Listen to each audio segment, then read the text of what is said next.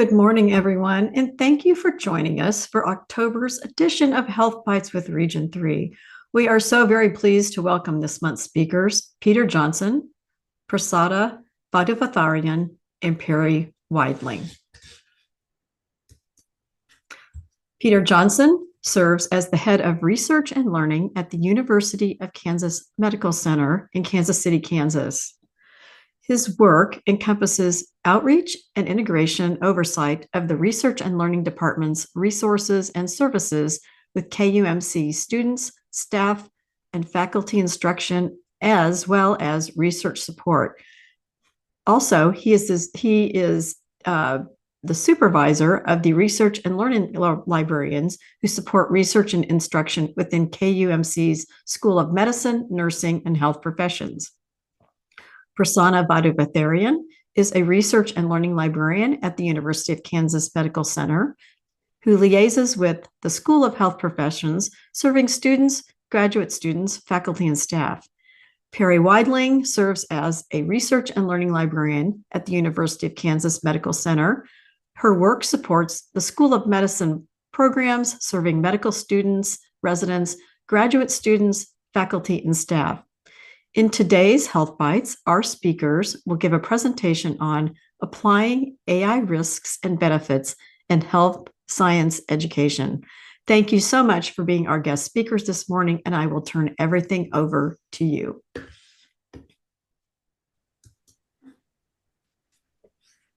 Okay. Well, thank you so much for having us today. I'm so pleased to be here with my colleagues, Peter and Prasanna. And this is our presentation on applying AI risks and benefits in health science education.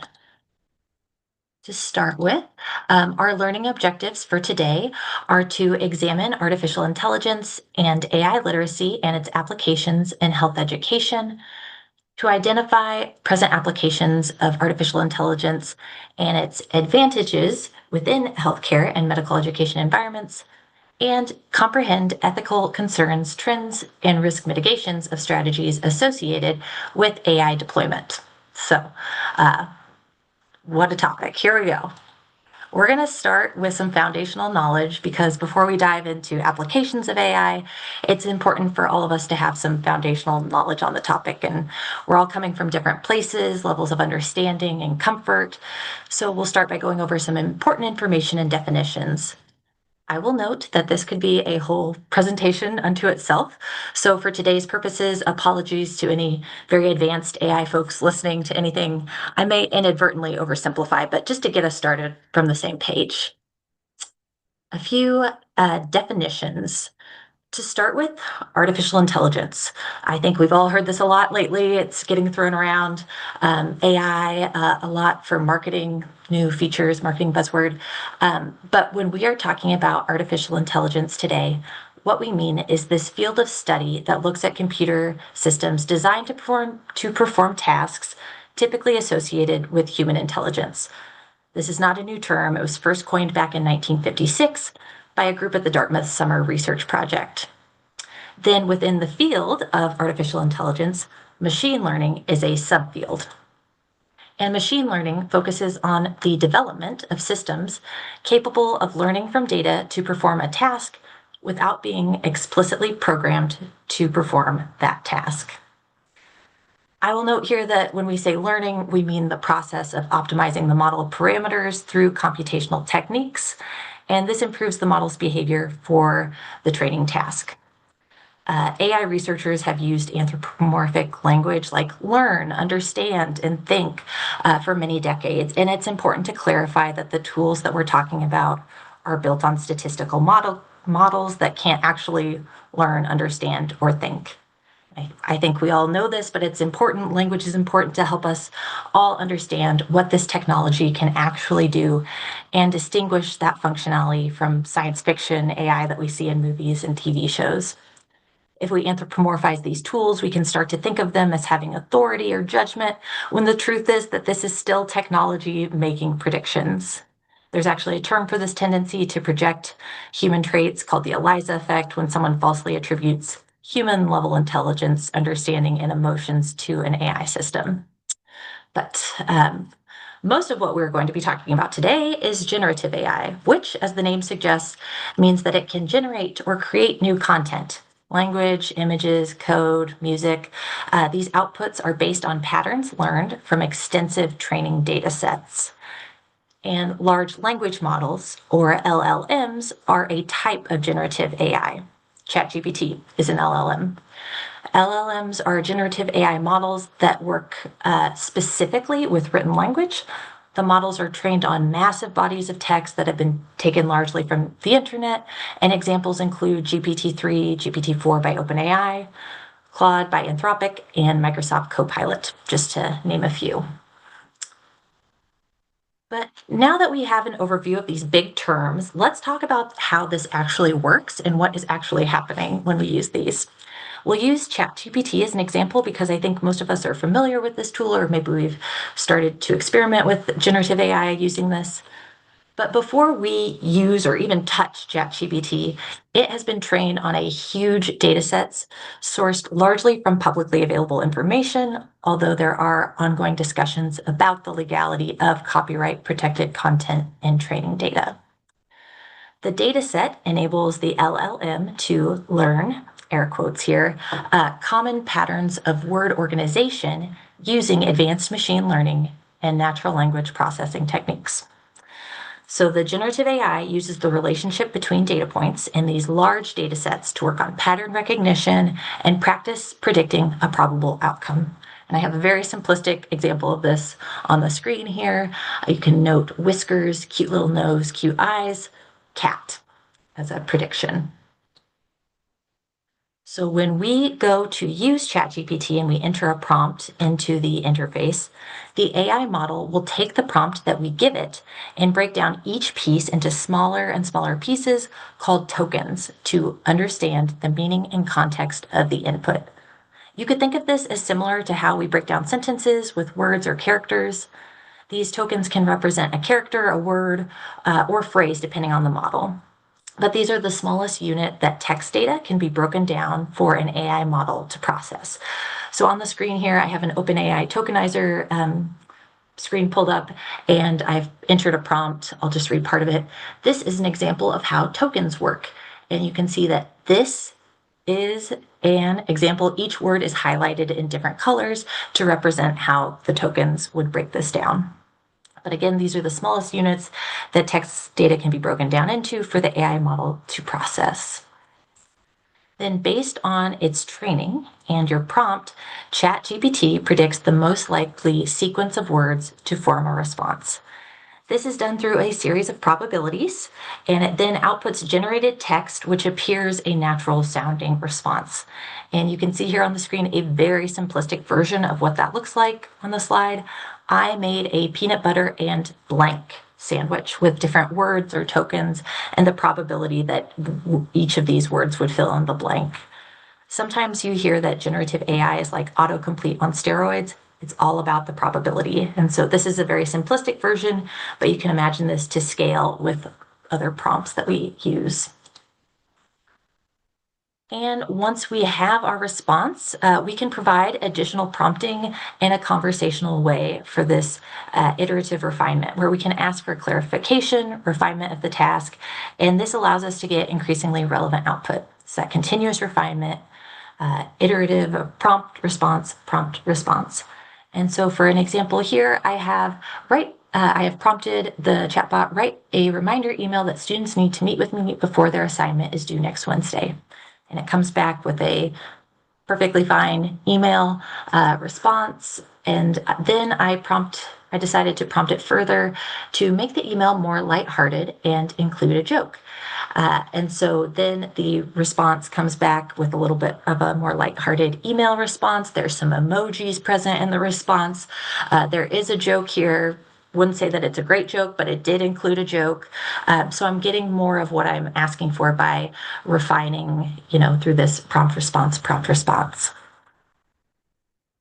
And while we use ChatGPT as an example, this is the process for other types of generative AI tools as well.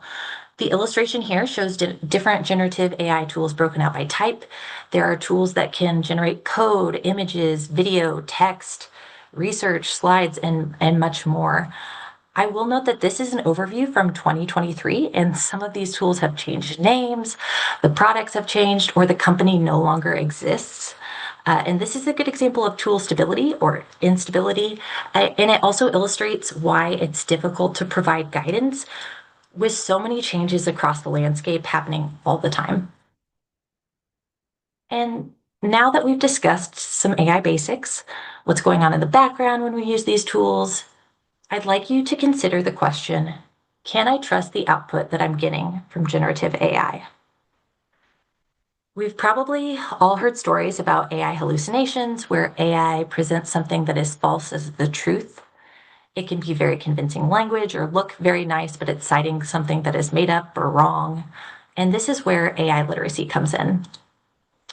According to Long et al., AI literacy refers to the ability to understand, use, monitor, and critically reflect on AI applications without needing to know how to build AI models.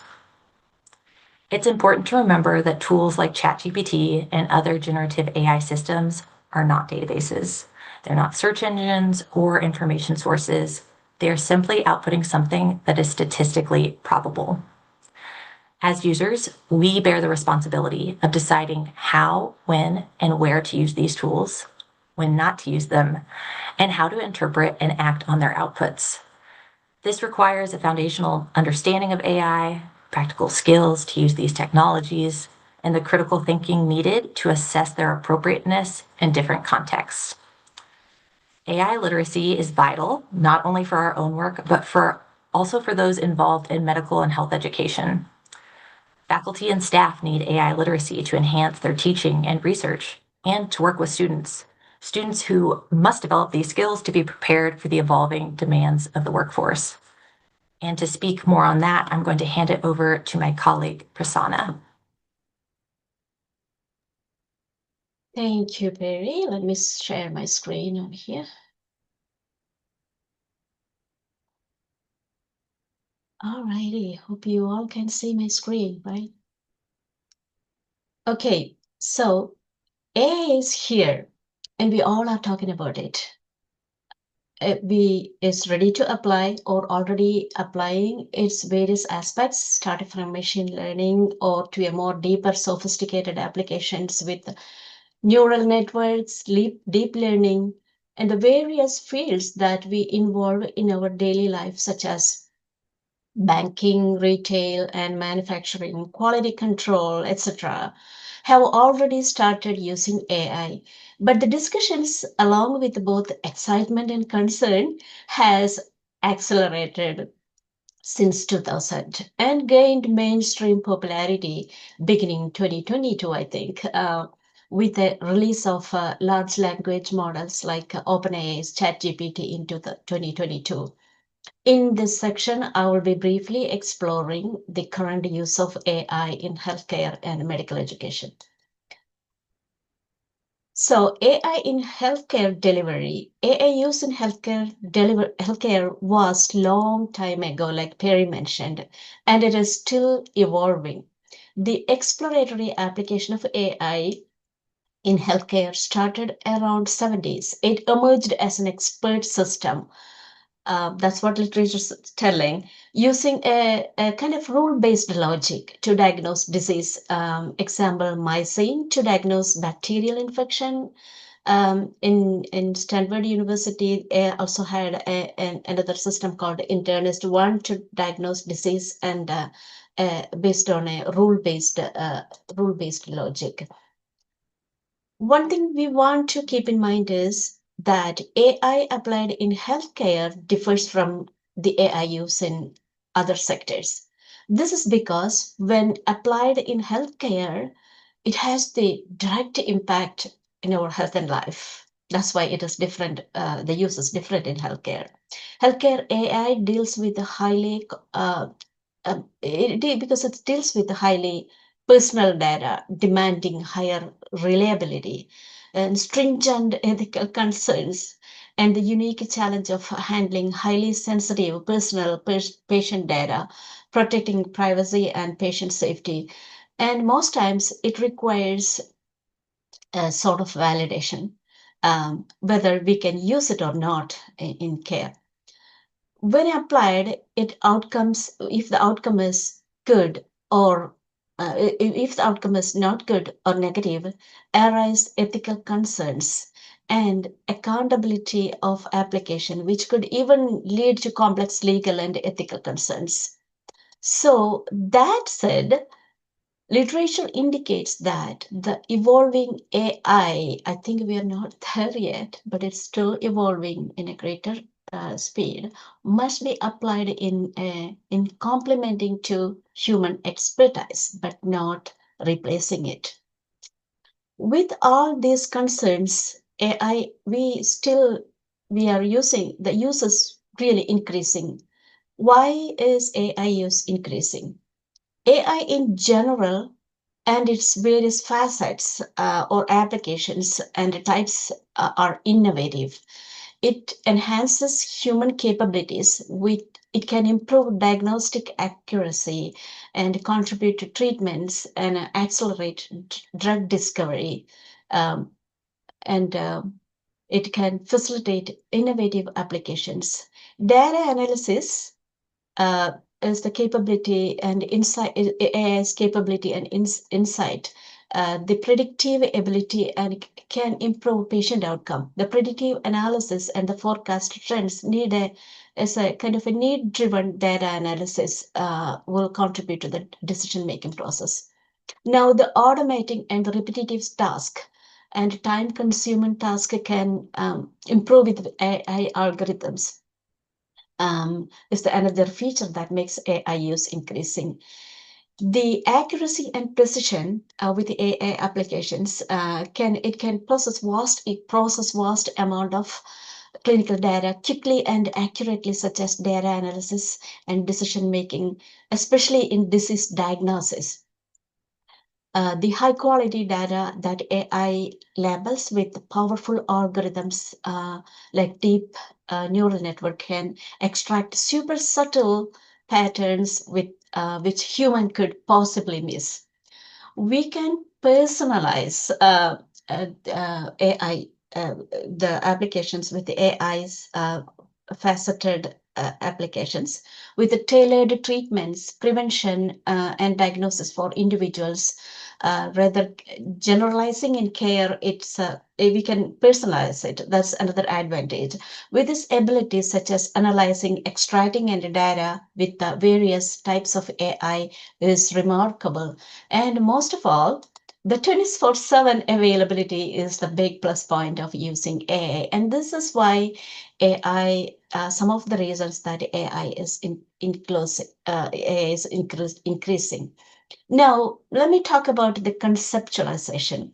Even if the use is increasing, literature, probably as of 2022, indicates that most AI systems are not considered as 100% reasoning machines. Keep that in mind. We are not there yet completely, but AI systems today are beginning to be adopted by healthcare organizations, mainly to automate the time consuming, high volume, repetitive task. And, there is considerable progress in demonstrating the use of AI, but it is proposed that in a long term, healthcare systems are expecting to achieve a state of precision. They are expecting shifting from traditional one size fits all to a preventive data driven care with a more powerful algorithm. Keeping that in mind, I like to point out that how American Medical Association has conceptualized AI applications as augmented intelligence.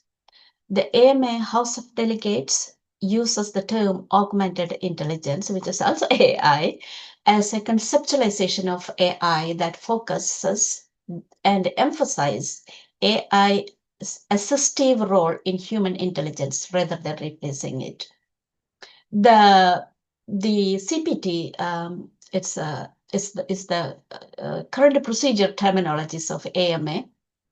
It's a standard medical code used to report medical procedures and services, indicates that there is no significant single product or procedure or service that can fit really into the AI concept. Therefore, AI is not defined as a generalized concept in the CPT.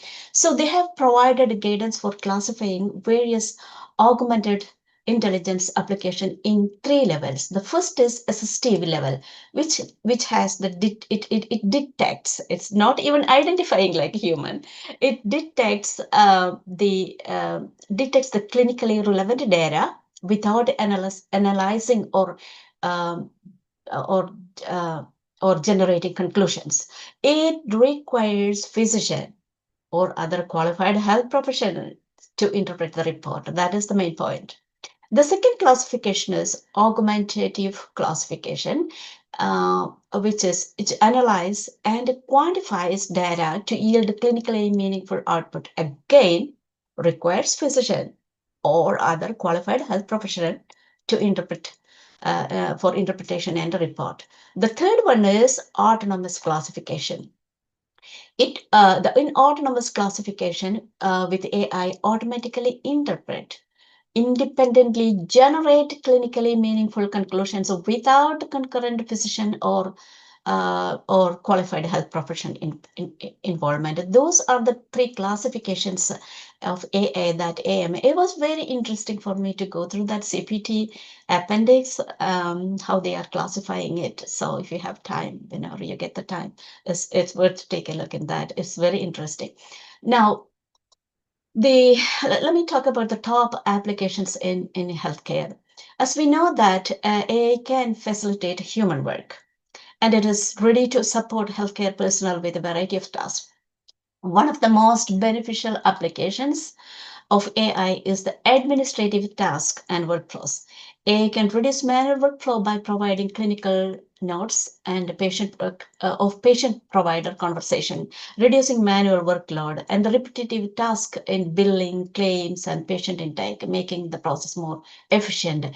Its predictive analysis can forecast patient admission, discharge from hospital, helping to optimize staffing and equipment allocation. One example that I can point out is that the DAX, Noise Dragon Ambient Experience, is the AI-powered healthcare solution that automatically generates clinical documentation from conversations between clinicians and patients during in-person visits and virtual visits. By using the automatic speech recognition and natural language processing to transcribe the contextual conversation. It's also known as DAX. It creates structured clinical notes, and that can be seamlessly integrated to EHR like Cerner and Epic. The other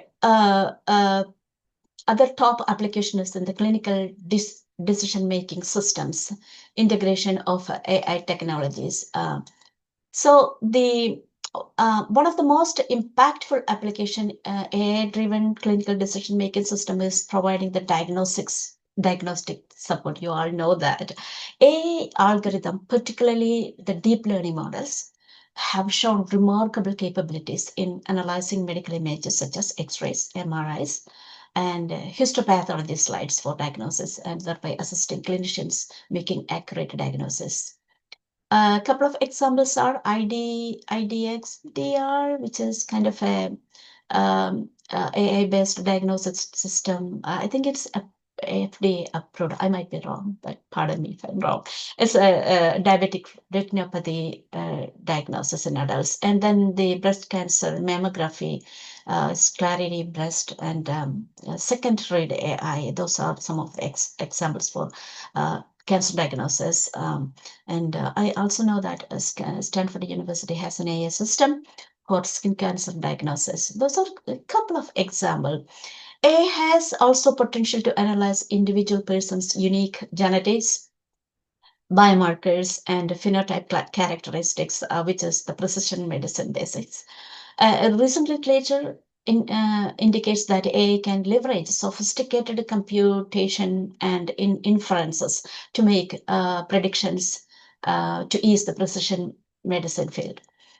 Another thing is drug discovery and machine learning drug discovery through machine learning and deep learning technologies. It revolutionizes the process by analyzing large data sets, predicting the molecular properties and identity and suggesting the potential drug candidates. So it can also integrate in clinical trials in various ways to ease the process. The other is the prevention and prediction. You all know that we all know that during the COVID pandemic, the Blue Dot AI predicting the outbreak spread and disease spread and population health. And we all also know that there are so many variables in that. Now, in medical education, we are observing a paradigm shift. We have with AI, we are entering to an enhanced learning environment. It offers personalized, immersive, and interactive learning environment. There are many examples. Many universities are experimenting it. It addresses the three core pillars of medical education according to American Medical Association. The skill acquisition, and the clinical decision-making skills that most of the MD programs are experimenting. The personalized competency development and the procedure practice, and the objective evaluation that prepares the medical students to prepare for the innovative approaches.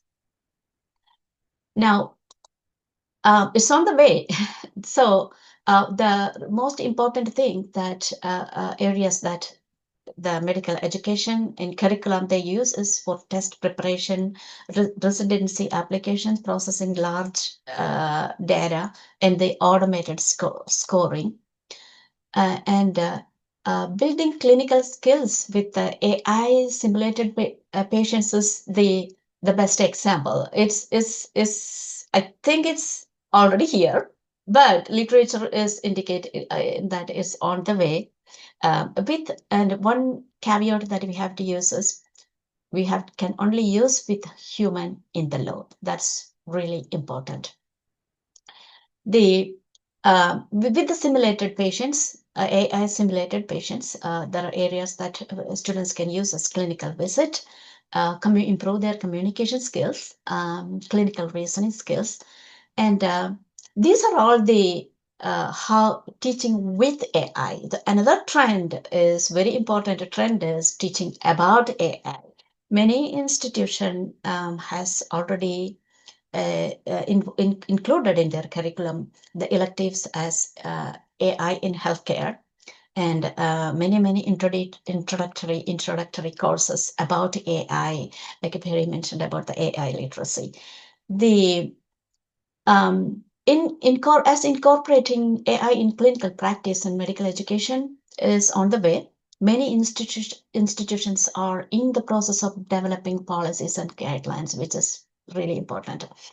An overview finding of going through some of the policies developed in the institution like UT Health, Houston, Texas, Stanford University, University of Buffalo, etc., have explicit statements developed for recommending as well as a prohibited use.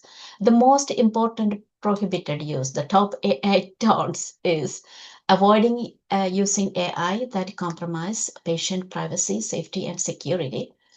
And it's kind of recommending only use data protected AI system. Here in KU Medical Center, we even recommend that do not put any patient data in AI system, which it compromises the privacy and security. So those are some of the policy examples and cannot be used as a substitute to human expertise.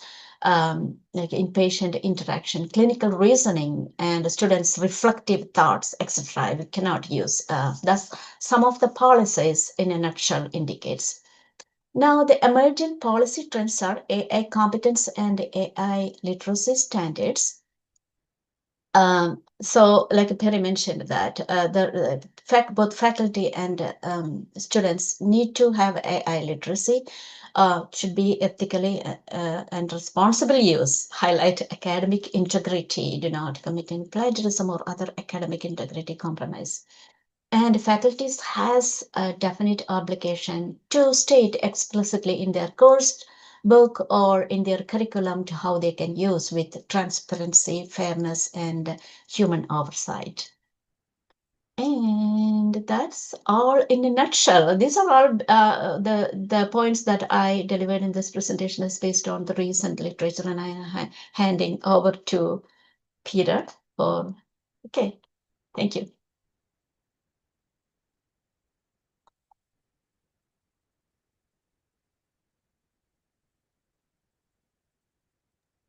Thank you, Prasanna. When we were developing this presentation, her findings of the different classifications of usage were helpful for me to hear reinforced in the literature as a way to talk to clinicians and educators about usage. Excuse me.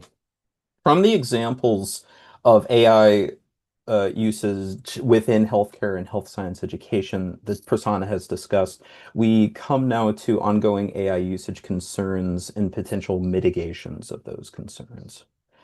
So as an overview, there are many concerns and potential risks with using generative AI technologies in healthcare education and practice. I'll be focusing on three primary areas today. Namely bias reinforcement, academic authenticity, and privacy and trust. While this is not an exhaustive list of all concerns with generative AI, and I've seen several in the chat that I appreciate, these three categories are all strongly represented in the literature, and potential strategies to mitigate them should be considered when using AI technologies, or indeed teaching about AI technologies. So first, let's go over bias reinforcement. So as Perry has discussed, AI tools and technologies have been trained on mostly human-produced data and communication patterns. In effect, AI is mirroring those patterns in any generated outputs. This includes the bias inherent in human communications, assumptions, and interactions. This can be challenging to counter in healthcare education and practice because bias exists in many different forms that often intersect with each other in unique ways. This includes social bias, cognitive bias, implicit bias, and study design bias, not to mention automation bias. Human bias can influence decision-making and therefore has the potential to cause harm in the practice of healthcare. The reinforcement of this bias in AI-generated content perpetuates and potentially exacerbates that harm because of the scale that bias content can quickly be generated and subsequently used. So, how do we begin to address this concern? There are checklists that exist that aim to avoid, reduce, or assess bias, such as within the NIH Library's own generative AI usage toolkit. I highly recommend looking at that one. And a site called biaschecklist.org for health science curricula that was actually developed with some partnership from KUMC faculty. There are some limits to these checklists, however, and they may be more feasible when paired with, say, a systematic assessment of, around curricular or instructional design rather than on an individual learner level. For instruction, there are some explorations of different pedagogies to train healthcare students on awareness of how different biases can intersect and influence decision-making, though at times translating this into competency-based education can prove challenging. Bias is contextual and can occur in many different forms. Thankfully, some examples of building AI bias mitigation competency healthcare curriculums do exist, as cited there with Carey Jr. And the American Association of Medical Colleges has also promised their own core competencies will begin to follow. So next, we come to concerns with continuing academic authenticity. I think from what I read, the primary concern in this space in the literature is the fear of intentional or unintentional plagiarism, especially in the use of, say, written content by students in settings such as testing or clinical responses. As well, existing plagiarism mitigation tools like Turnitin have also been impacted by this trend, either because they can easily be fooled by changing a few words by users, or they can also potentially misidentify writing, such as primarily with non-native English learners and international students. As AI includes more and more citations within their outputs, either directly as text in the outputs themselves or as online links that have been pattern matched and paired with an output, the concern is that either those citations are entirely fake and wrong and simply made up, or their content is not an accurate reflection of the output itself, and so may be misused by learners or clinicians who aren't reading it that deeply. In the health education space, there is also the worry that learners may become overly reliant on AI technologies to answer questions or locate clinical information rather than learning through a process of both utilizing reputable information sources and then applying critical thinking to what they're learning. This could result in learners not actually building demonstrable competencies over time, and someone in the chat noted the problem of de-skilling for those possessing current competencies, and I think that's a valid concern within the literature as well. So to counter that, we have to talk about academic integrity and what that means. Academic integrity has several definitions, but I think as a mitigation strategy around the loss of academic authenticity, it should aim to restore or at least increase clarity on shared expectations of conduct in both education and academic spaces. First and foremost, no matter the AI usage, human authors still bear primary responsibility for content they claim to have created or altered, either in a scholarly or educational context, such as when submitting an article for publication or turning in an assignment.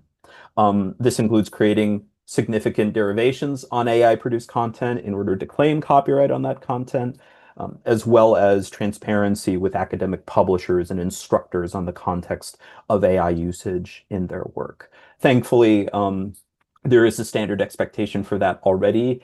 Existing scholars and students need to learn to apply it to AI usage as well. And to that point, the AMC has strongly emphasized the development of educational policies that set expectations for AI usage. So from the institutional and curriculum levels through to individual courses and even individual assignments.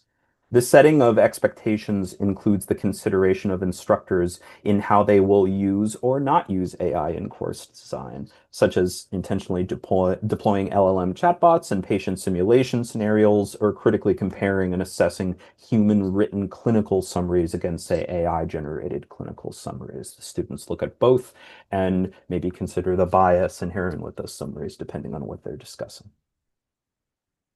Lastly, we come to privacy and trust as a concern. Because AI models often train on any inputs from users, the inputting of personally identifiable information, or PII, represents a strong risk and, dare I say, a liability for healthcare and educational institutions. This includes the risk of violating broader patient privacy laws, such as HIPAA and COPA for children, as well as FERPA for student record privacy and access rights. In the healthcare space, the potential absence of patient consent and understanding with the use of their information in AI tools is also a concern. There may be little or no communication with the patient about how their information is being shared and potentially trained on with AI technologies and then used in subsequent decision making. Ironically, the flip side of that is that when patients hear that AI technology is being used, but without context of how it's being used, it can also impact levels of trust with their provider, especially if they feel there is a loss of human-led decision-making. So addressing these concerns requires proactive consideration and behavior on the part of educators and clinicians. This includes limiting PII exposure to AI tools, as Prasanna mentioned, de-identifying data that is being input into AI tools whenever possible to avoid the issue entirely, and always assuming that training is occurring on outputs. I have seen policies that don't exactly offer guarantees, but offer assurances. But even those policies, such as the one Prasanna mentioned at KUMC, specifies that highly sensitive data should not be input into our own in-house model. And I think that reflects the level of confidence in the training on that data. Additionally, the transparent disclosure of AI usage with both patients and students should always be the default. This includes updating data collection forms and student or patient educational materials with AI usage contexts, even if to say no AI was used, and how AI may play a part in human-led decision-making around that data and context of learning and or care. If these technologies are being used, that use must be disclosed in a responsible, transparent, and understandable manner. Now that we've reviewed some potential concerns and their mitigations, let's finish with some final takeaways. Some of these may lean a little towards the librarian perspective, but I think they'll be beneficial for all educators to consider. First, information literacy instruction must adapt to AI-generated content if it has not already. Previous frameworks such as the Association of College and Research Libraries or ACRL's framework for information literacy as the gold standard, and popular information literacy mnemonic checklists that we've all seen or used in the past, such as CRAP or TRAP, all assume learning and assessment of human-produced information. As Prasanna has said, we are now in a new paradigm where mass amounts of content of differing quality may be produced at large scales with minimal human involvement. So it's no longer human information, it is AI content, and I strongly distinguish between the two.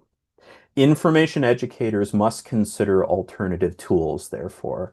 One, if you like mnemonic tests and would like to continue to rely on them, I would recommend looking at the robot test that investigates AI tool reliability, tool objectives, bias, ownership, and tool type, or potential adaptations of the ACRL framework for usage with teaching about AI-generated content, such as the one that American University has deposited. I think that's very well done and worth a look if you have the time. Additionally, more general AI literacy frameworks that intersect different learner skill levels with competencies and knowledge domains, and then they pair the two depending on the domain and the skill level of the learner. These could be adapted to health education as they come into play. Some recent examples include both the Scaffolded AI Literacy or SAIL framework, as well as the Digital Education Council or DEC AI Literacy framework. Secondly, AI is only measurable by its outputs.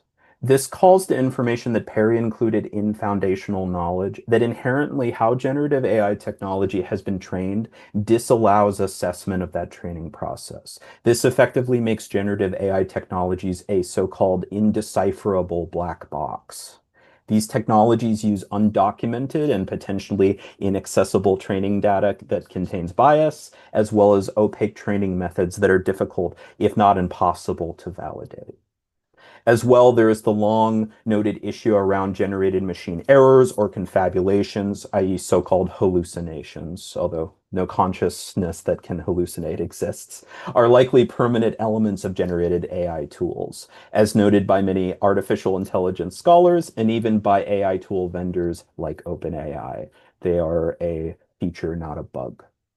The result is that without being able to influence the core training data and training methods, users and educators around AI tools are left to manage the outputs. This requires clear reporting on the usage of any AI tool, including the tool name and model number, any known or lack of knowledge about dates of training data, and the contextual role that the tool played in any scholarship, research, or decision-making. Lastly, I'd like to end with some hope after all of this and approach this issue from the AI learner perspective. In much of the literature, there is a more dour, if not pessimistic view that learners may inadvertently or intentionally misuse AI tools in their work. This isn't always what is seen, though, when the learners are included in the research. As measured in a 2024 survey, medical students rated their own critical analysis and usage skills of AI technologies to be greater than their foundational knowledge about AI technologies. So in other words, the students recognized that they knew how to get a result from using the tools they could consider then deploying, but that they didn't equate that knowledge to foundational knowledge competency. And this view included a desire to learn the knowledge to better use the tools. They know there's a gap and they want it filled. Additionally, while there is enthusiasm with younger demographics about AI usage, there is also caution and anxiety. Many medical students hold the same fears of improper training and over-reliance that medical educators do. They are invested in their education being of a high quality, and they don't want to fall short of peers who are receiving proper AI literacy, foundational knowledge, and training.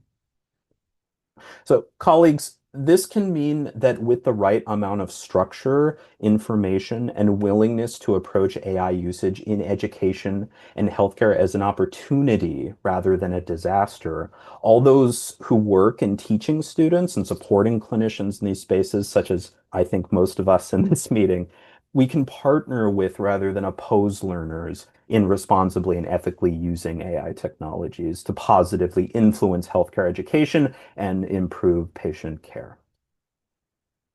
Thank you for your time and attention today. As you may have noticed, our slides have included references at the end of that section. Those slides in a single Word document are all included in reference links in the chat and for accessibility. And they will also be included with the presentations recording afterwards as well. Now, with any available time left, we'd be happy to engage with our audience and answer any questions. Thank you. And I do want to point out, thank you so much for this amazing presentation. We have quite a few questions in our Q&A box. So we want to be able to stay on and answer those for those of you who can stay. So as we get toward the top of the hour, if time is getting short, we'll go ahead and drop the link to our evaluation in the chat and go from there. So I'm going to leave it to you. Do you want me to field the questions or can you see those? We can see them, but go ahead and field them, Margie. Okay, so the first question that was asked is, what repetitive tasks do you see AI being used for librarians? And this guest, who we know, Brandon, thanks for coming, Brandon. I've recently been using AI to assist with literature searches, and while not perfect, it's helped me find articles that I may have missed, since some tools search full text versus title abstract. Sure. I think, and this will differ by all of our personal experiences, and our charge wasn't from the library usage perspective today, but I've used a few different AI tools, including Claude. I found the most success with about generating lists, say, of keyword terms and considering them for usage in the search string I'm building. Potentially locating sources, although I'm very careful about that. One thing I will note, I tend to see a lot of these tools fall down around the usage of proximity searching, because that is so contextual to the nature of the subject, and they often don't succeed well either with translation or the deploying of the feature. Perry or Prasanna, have you had any successful usage with AI tools yet? I didn't use anything, but I can add to your answer, Peter. Most of the resources like Clinical Key, Orbit Medline, and other databases are now using some sort of AI feature which improve the search retrieval. The bibliographic management software EndNote has is boasting a lot of AI feature included.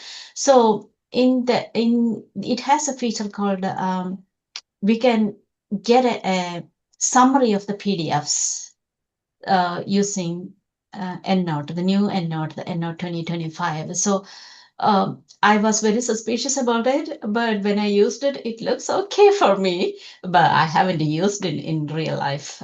So those are some of the examples that I can point out, adding to Peter's reply.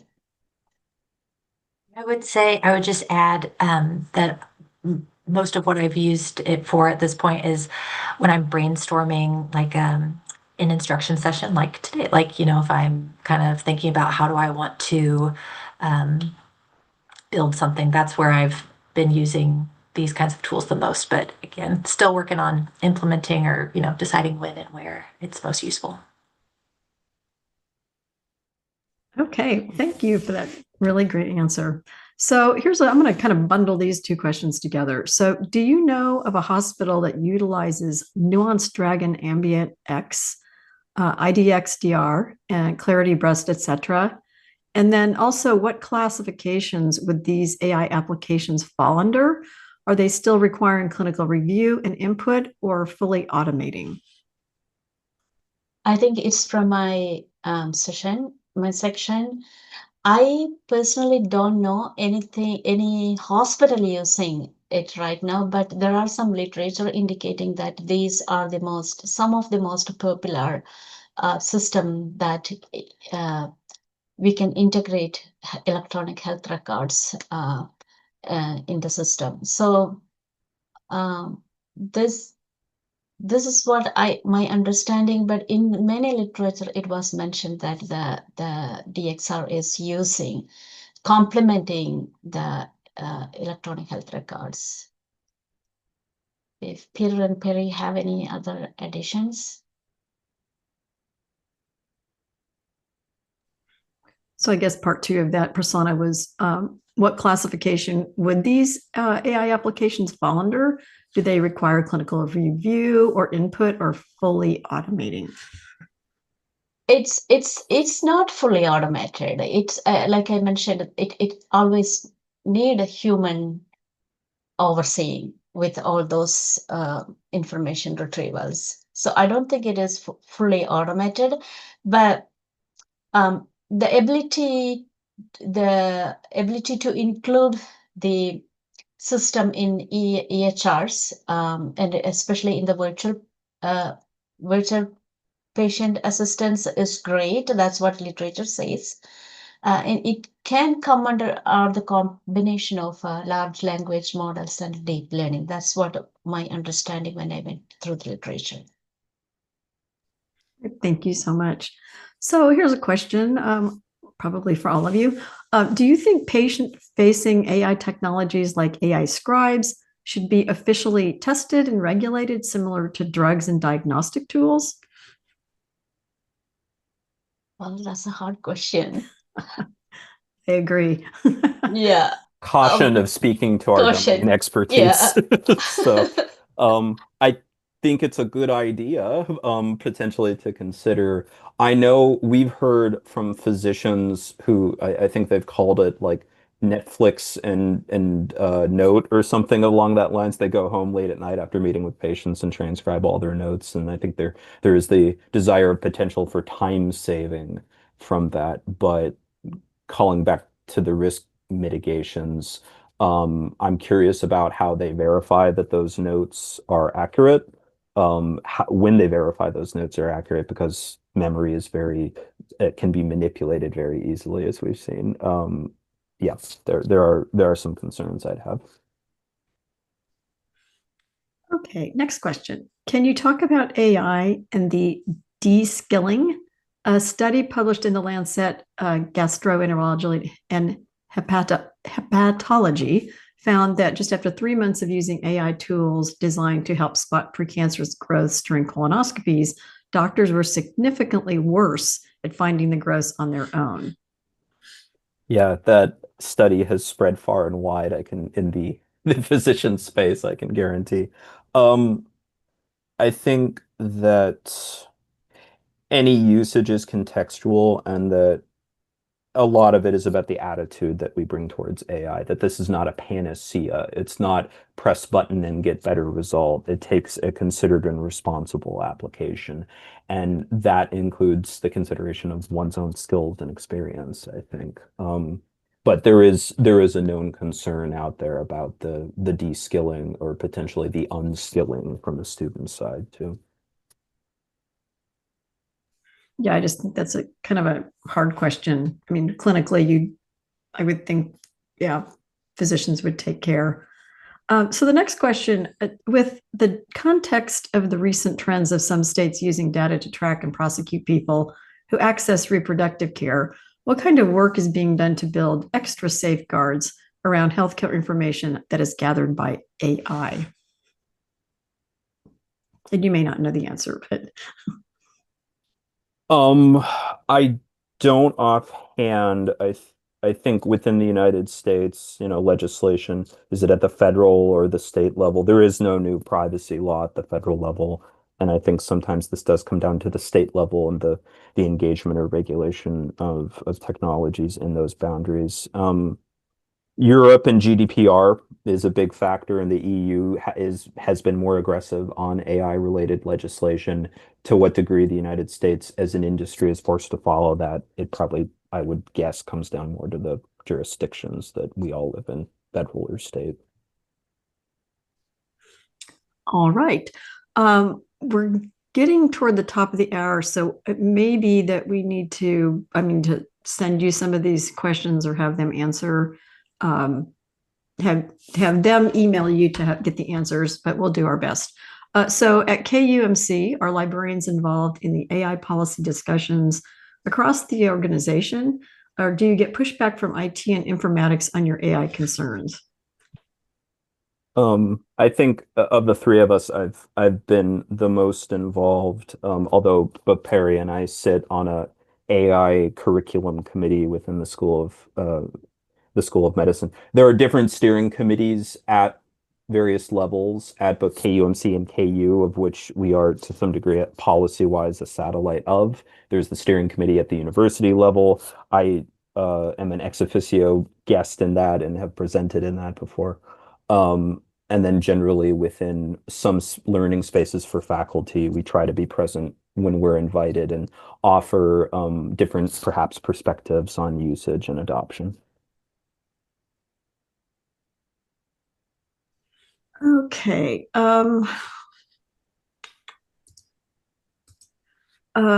What about SIFT method? Does it assume assessment of only human information too?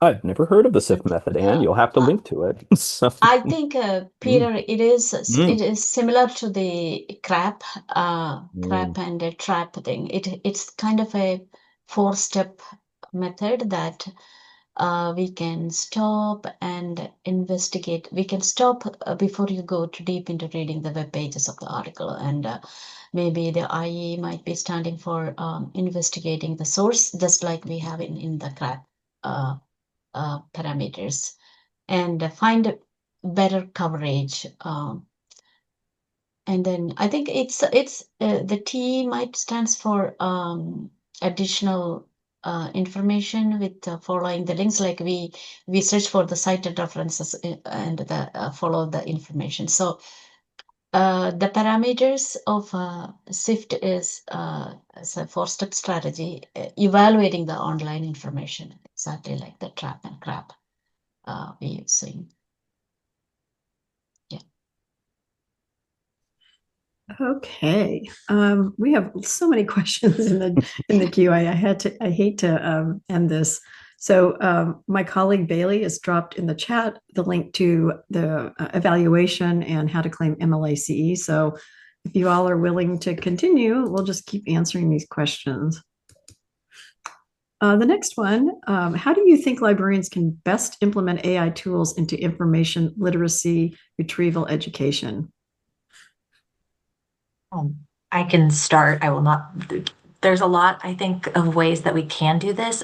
I think I've seen some really interesting use cases of folks having students use a tool like as in a journal club where you read the journal and then you also have AI feed you a summary and then you look at what did the AI summary miss, and kind of having the students come face to face with what is this good for and what is this missing, and just different examples. There's different ways to do that. I could see different tools, just practicing using them and then assessing the outputs, and why do we use them or why do we not use them, just as an example. But Prasanna or Peter, do you have additional thoughts? I think trying to incorporate practical examples, such as showing a generative tool and how it in demo could be trained, and then critically assessing that output from that tool. That could be one potential way. The SAIL framework has a few examples of that, although it's not in a health education context, but I think it could be applicable to different skill levels in health education. Within the database tools and information retrieval, We do have access to Cite AI, and I think it's an interesting tool in that it will generate an output, but as I've said, assume training is occurring. They claim no training is occurring, and thus you can't actually have a conversation with it. It's kind of one-off summaries. That could be an interesting way of locating some parts of the literature and then talking about why that was retrieved and then bouncing that knowledge back to, say, natural language or semantic searching practices that we already use, perhaps. Well, we are 2 minutes past the top of the hour, so we have quite a few questions still that people would like answered. Would you all mind putting your emails into the chat? And then if you would allow people to get a hold of you to answer these questions, I would appreciate it. So at that point, we will kind of wrap this up. And really, truly, I sincerely would like to thank Peter, Prasanna, and Perry for this excellent presentation on AI. I know we have a lot more to discuss, so maybe I could coerce them to come back in a few months and revisit some of these questions. It's been truly wonderful, and I really appreciate all of you so much, as well as our audience today. So hopefully we'll see you next month for the next edition of Health Bytes. Thanks for watching. This video was produced by the network of the National Library of Medicine. Select the circular channel icon to subscribe to our channel or select a video thumbnail to watch another video from the channel.